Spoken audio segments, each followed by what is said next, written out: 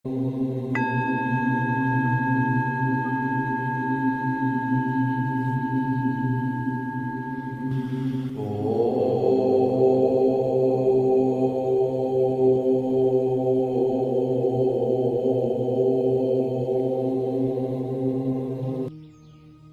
हो सकता है ओम मंत्र का रहस्य?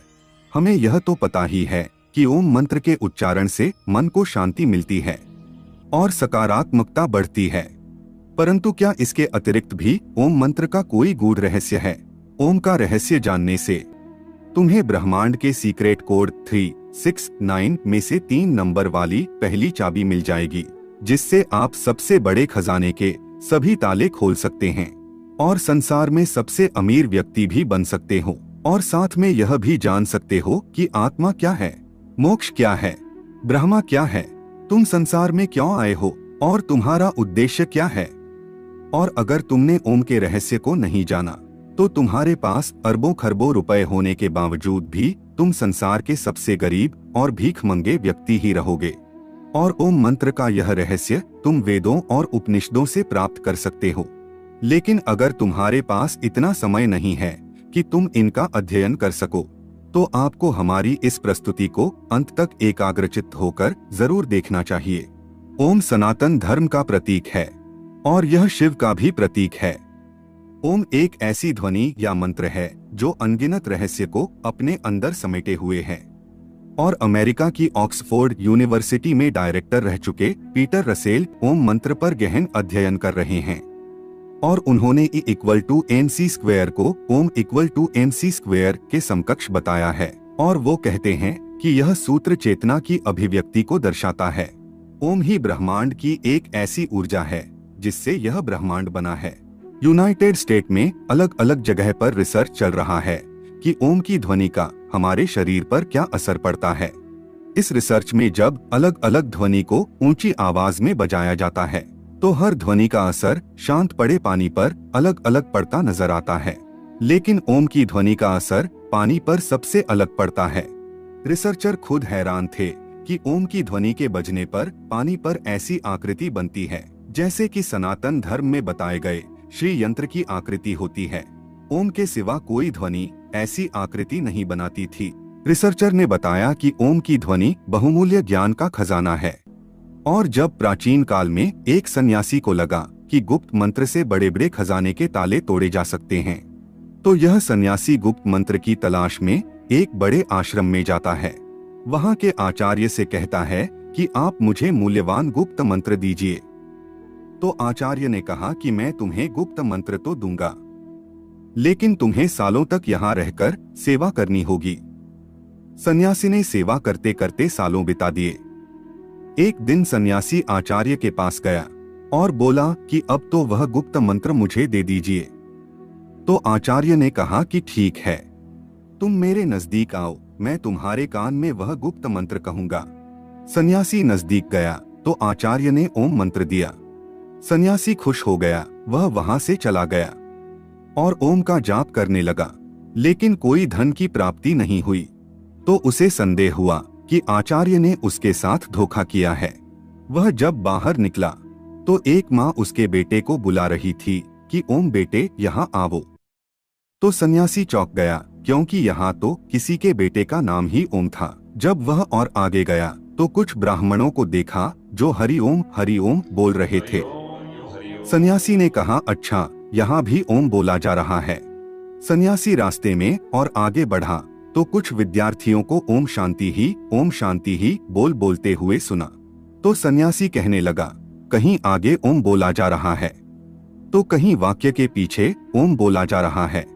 इस ओम मंत्र को तो सभी जानते हैं, तो यह ओम का मंत्र कैसे गुप्त मंत्र हो सकता है? निश्चित ही मेरे साथ धोखा हुआ है। वह अपने आचार्य के पास गया और कहने लगा, आचार्य, आपने मुझे यह कैसा मंत्र दिया है? इसे तो हर कोई जानता है, तो फिर यह कैसे गुप्त मंत्र हो सकता है? आप मुझे कोई दूसरा गुप्त मंत्र दीजिए जिससे मुझे खजाने की प्राप्ति हो। आचार्य बोले, ठीक है, मैं तुम्हें दूसरा गुप्त मंत्र दूंगा, लेकिन तुम्हें मेरा एक काम करना होगा। आचार्य भीतर जाकर एक पत्थर लेकर आए और सन्यासी से बोले, यह लो सन्यासी, इसे बाजार में ले जाओ और इसका मूल्य जानकर आओ। याद रहे, इस पत्थर को बेचना नहीं है। सन्यासी पत्थर को लेकर बाजार में गया और सब्जी वाले को दिखाया। सब्जी वाला बोला, यह तो मेरे बाट के बराबर है, मैं उसके बदले में तुम्हें सेर बैंगन के सिवा कुछ नहीं दे सकता। सन्यासी उस पत्थर को लेकर फिर कपड़े वाले के पास गया तो कपड़े वाला बोला, क्या हमें उल्लू समझा है? पत्थर बेचकर हमें ठगना चाहते हो? चलो चलो यहाँ से।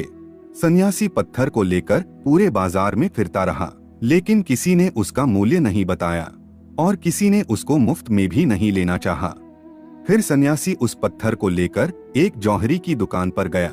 जौहरी ने उस पत्थर को देखा और बोला, कहाँ से मिला तुम्हें इतना कीमती रत्न? यह तो बहुत ही मूल्यवान रत्न है। मेरे पास तो इतना धन ही नहीं है कि मैं यह रत्न खरीद सकूं, और पूरे राज्य में शायद ही कोई ऐसा होगा जो इसे खरीद सकेगा। सन्यासी उस पत्थर को लेकर अपने आचार्य के पास वापस आया और आचार्य से कहने लगा, आचार्य, जौहरी इसे मूल्यवान बता रहा था और दूसरों के लिए यह एक पत्थर मात्र था। आपको पता था कि यह पत्थर नहीं लेकिन कीमती रत्न है, तो फिर मुझे इसका मूल्य जानने के लिए बाजार में क्यों भेजा? तो आचार्य कहने लगे, ताकि तुम ओम का मूल्य जान सको।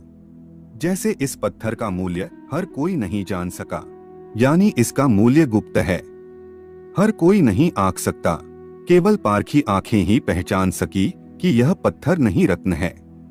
उसी तरह ओम भी एक रत्न है जिसका मूल्य गुप्त है, और जो ओम का मूल्य जानते हैं वह समृद्ध हो जाते हैं।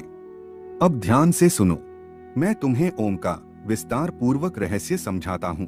देवताओं के सेनापति भगवान कार्तिकेय ने भगवान शिव को ओम का जो अर्थ बताया है वह मैं तुम्हें बताता हूँ। ओम एक ऐसी प्राकृतिक ध्वनि है जो बिना किसी टकराव से उत्पन्न होती है। इसे तुम अक्षर, शब्द, ध्वनि या नाद भी कह सकते हो। ओम में 3 ध्वनियां हैं जिसे मात्रा कहा जाता है। वे है अध्वनि, उध्वनि और मध्वनि। जब अध्वनि और उध्वनि मिलते हैं तो ओ ध्वनि बनाता है, और जब उध्वनि से म मिल जाता है तो ओम बनता है। ओम की 3 ध्वनियों से ही समस्त विश्व की सभी भाषाएं और बोलियां बनती है, और गूंगा भी अध्वनि, उध्वनि और मध्वनि यह 3 ध्वनियां बोल सकता है। आपकी भाषा कोई भी हो, लेकिन जब आप उच्चारण के लिए मुंह खोलते हैं तो सबसे पहले अकार की ध्वनि ही निकलती है, और जब तुम उच्चारण के अनंतर मुंह बंद करते हो तो मकार की ध्वनि ही निकलती है, और जब तुम होठों को पास लाकर मुख को आधा खुला और आधा बंद रखते हो तब उकार की ही ध्वनि सुनाई पड़ती है। इसीलिए सभी भाषाओं की सभी ध्वनियां, फिर वह स्वर हो या व्यंजन, ओंकार के अंतर्गत ही आती हैं। इसलिए ओम विशिष्ट वैश्विक ध्वनि है। ओम ईश्वर का प्रतीक भी है। मांडूक्योपनिषद के अनुसार ओंकार जगत की उत्पत्ति और लय का प्रतीक है। अध्वनि सर्जन को दर्शाती है, उध्वनि सांसारिक प्रपंच को दर्शाती है, और मध्वनि इस समग्र संसार के लय को दर्शाती है। ओंकार आत्मा की 3 अवस्थाओं को भी दर्शाता है। पहली स्थिति है जागृत। इस अवस्था में जीवात्मा अपने स्थूल अंगों और इंद्रियों से भोगों को भोगता है। दूसरी स्थिति है स्वप्न अवस्था। इस अवस्था में जीव अंतःप्रज्ञ होकर जागृत अवस्था में भोगे हुए भोगों को अपने मन के द्वारा अनुभूति करता है। तीसरी अवस्था है सुषुप्ति। इस स्थिति में जीवात्मा आनंदमय ज्ञान स्वरूप हो जाती है और ज्ञान से परमानंद को प्राप्त करती है, और इन तीनों अवस्था के बाद आत्मा ब्रह्मलीन हो जाती है। इस अवस्था में आने के बाद आत्मा अद्वैत शिव ही शिव रह जाती है। अब उसे जीव, जगत और ब्रह्म के भेद का प्रपंच नहीं रहता, और उसे अनाहत नाद ओम सुनाई देता है।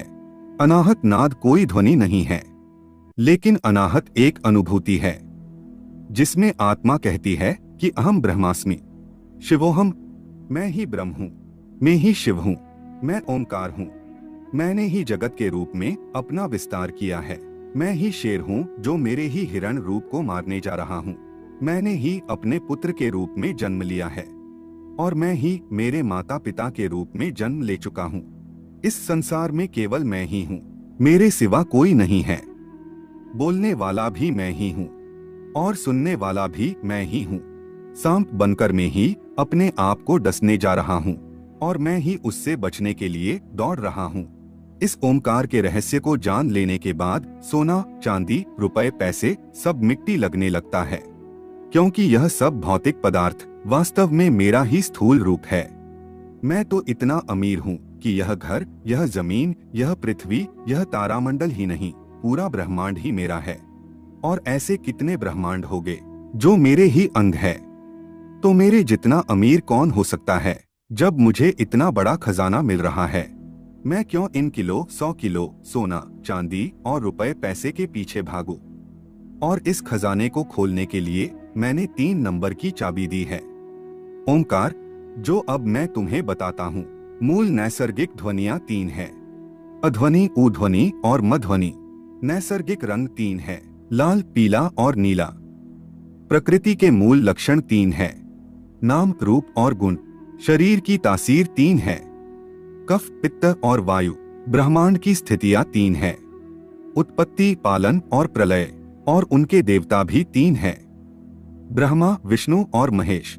पदार्थ के मूल तत्व 3 है, न्यूट्रॉन, प्रोटॉन और इलेक्ट्रॉन। पहले आयाम 3 है, लंबाई, चौड़ाई और गहराई। और इन 3 नंबर की चाबी को जितना गहराई से अध्ययन करोगे और उसकी गहराई में जाओगे, तुम मुझे ही पाओगे, नहीं अपने आप को ही पाओगे, क्योंकि इस संसार में तुम्हारे सिवा दूसरा कोई है ही नहीं।